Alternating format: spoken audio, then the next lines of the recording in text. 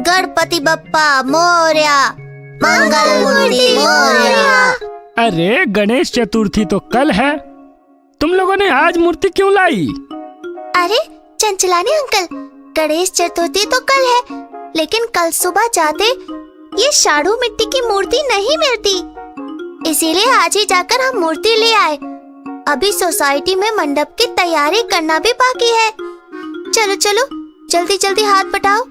Chanchlani uncle, आप इस मूर्ति को क्लब हाउस में किसी सुरक्षित जगह पर रख दो, तब तक हम डेकोरेशन की तैयारी करते हैं। अरे बच्चों, तुम लोगों ने मूर्ति तो इको फ्रेंडली लाई, लेकिन इको फ्रेंडली डेकोरेशन कैसे करोगे? इसीलिए तो हमने सुखविंदर अंकल को बुलाया है। सुखविंदर अंकल हमें व्हाइट कपड़ों से हिमालय की प्रतिमा बनाकर देने वाले हैं, और सुरेश अंकल उसके पीछे भगवान शंकर और माता पार्वती का चित्र मिट्टी के रंगों से निकाल कर देने वाले हैं। अरे वाह, मतलब इस बार हिमालय का डेकोरेशन करना है। हाँ, सोसाइटी का गणेश तो सब लोग मिलकर ही डेकोरेट करेंगे, और वो भी इको फ्रेंडली डेकोरेशन के साथ। Eco friendly Ganesha. चलो चलो बंटी और राजू, तुम सुखविंदर अंकल सुरेश अंकल को बुलाकर लाओ, मैं कुछ सामान लेकर आता हूँ। हम सब लोग क्लब हाउस में मिलते हैं। इसी तरह सुखविंदर अंकल, चंचलानी अंकल और सुरेश अंकल सभी ने मिलकर बच्चों की डेकोरेशन में हेल्प की। डेकोरेशन करते करते बच्चे बहुत थक गए थे और उन्हें भूख भी बहुत लगी थी, इसलिए गट्टू और चिंकी की मम्मी और दादी उनके लिए भोजन लेकर आए। उन्हें आता हुआ देखकर सारे बड़े लोग अपने अपने घर खाना खाने चले गए।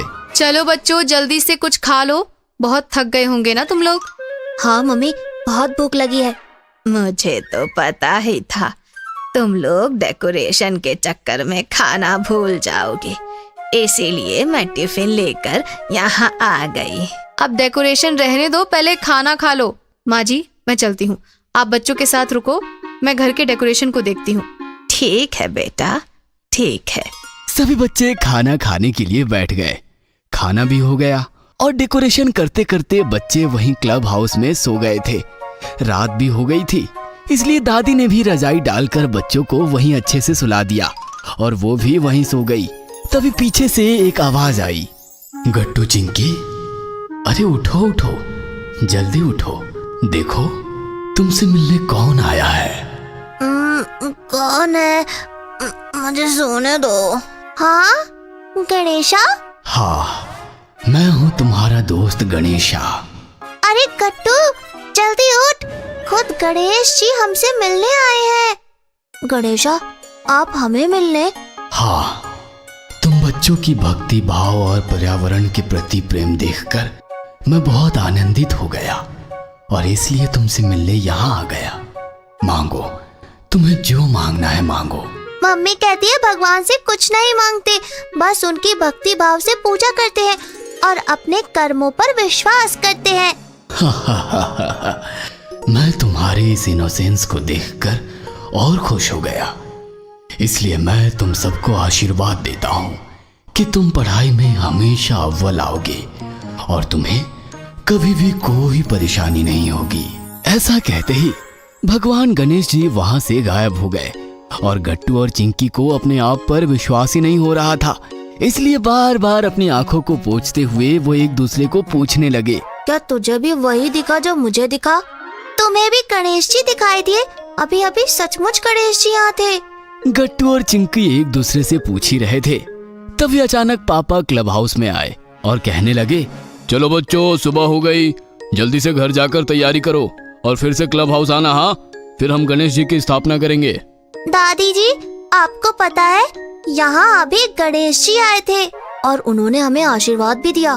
कुछ भी क्या बोल रहे हो?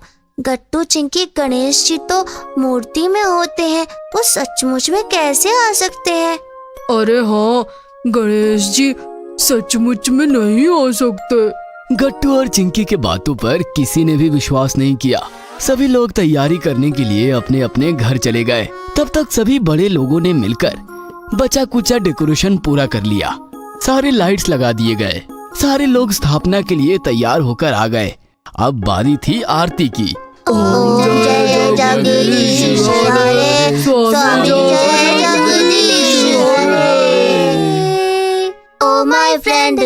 गणेशा, तुम रहना साथ हमेशा। उस दिन सोसाइटी में बहुत हंगामा रहा।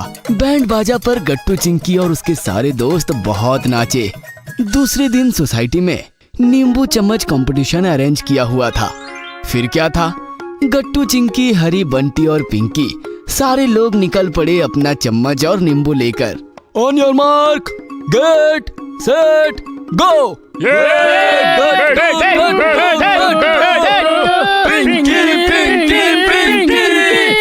कभी गट्टू आगे रहता था तो कभी पिंकी, कभी गट्टू कभी पिंकी। ऐसा करते करते आखिरकार पिंकी ने ये रेस जीत ली। याहू, मैं जीत गई। चलो अब सारे बड़े लोग लाइन में लग जाओ। अरे बाबा, हम थोड़ी ना खेलेंगे।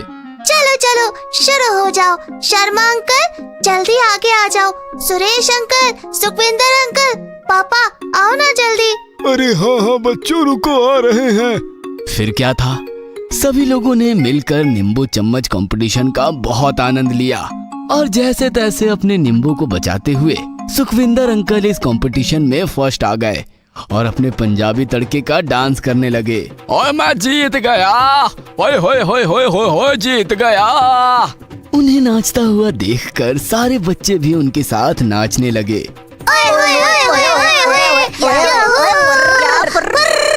दूसरे दिन पोटैटो रेस थी। आज तो देखना, आज तो मैं ही जीतूंगा। बंटी ध्यान रहे, हम लड़कियां कम हैं, लेकिन कल भी लड़की ही जीती है और पूरे 10 दिन के गेम्स में लड़कियां ही जीतेंगी। चलो चलो बच्चों, झगड़ा बंद करो, एक लाइन में खड़े हो जाओ। सारे बच्चे गोनी में अपना पैर डालकर रेस के लिए रेडी हो गए। 1 2 3 स्टार्ट। सभी बच्चों ने जंप करना शुरू किया। अरे लेकिन ये क्या, बंटी तो गिर गया। सभी बच्चे उसके ऊपर हंसने लगे। ओए माँ, जोर से लगी। क्यों बंटी के बच्चे, उस दिन मुझे बारिश में जोर से धड़ाम करके गिराया था, तब तो बहुत मजा आ रहा था ना। अब कैसा लग रहा है? दोनों के झगड़े में गट्टू को सामने गणेशा दिखाई दिए और गणेशा की ओर जोर जोर से जंप मारते हुए गट्टू रेस कंप्लीट कर लिया और वो फर्स्ट आ गया। लेकिन गट्टू के वहाँ पहुँचने से पहले गणेशा वहाँ से गायब हो गए। अरे गणेशा कहाँ चले गए? अभी अभी तो यहीं थे। क्या हुआ गट्टू, तुझे फिर से गणेशा दिखाई दिए? हाँ चिंकी, इसका मतलब है कि गणेशा चाहते हैं कि तू जिंदगी के हर एक रेस में फर्स्ट आए। उनका आशीर्वाद तेरे साथ है। बोलो गणपति बप्पा मोरया, मंगल मूर्ति मोरया। गट्टू और चिंकी ने पूरे भक्ति भाव से गणेशा की मूर्ति को हाथ जोड़े और पूरी दुनिया के भलाई का आशीर्वाद मांगा। सपना हो या सच, लेकिन गणेश जी ने गट्टू चिंकी को आशीर्वाद दिया, ये बात तो सच है। इसलिए हमेशा याद रखना, भगवान से बिना कोई अपेक्षा रखते हुए पूरे मनोभाव से भगवान की पूजा करनी चाहिए। भगवान खुद ही तुम्हें सब कुछ दे देंगे।